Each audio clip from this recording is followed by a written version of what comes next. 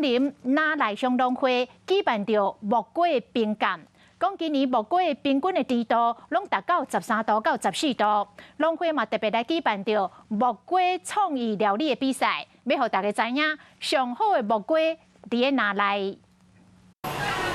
为着推广在地木瓜，拿来向农会逐年拢会办活动。今年木瓜平均的甜度拢有13、14度，因果是有够甜。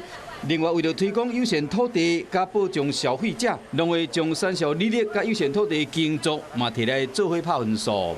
除了甜度、口感，还有外形，我们又加入了有做生产履历跟非农药防治的部分，有把这个分数加进里面。除了评鉴的活动，农会嘛伫今年头一摆办木瓜甲在地食材料理比赛。呼应了那个当地农产，所以我用了芋头、地瓜、生菜、木瓜。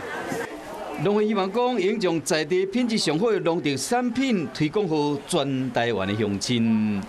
Hello， 大家好，我是乃瑜，要教给大家2个任务。第一个，华视新闻的脸书专页，你按赞了吗？还有华视新闻的 YouTube 频道，赶紧订阅起来，还要记得按赞，开启小铃铛哦。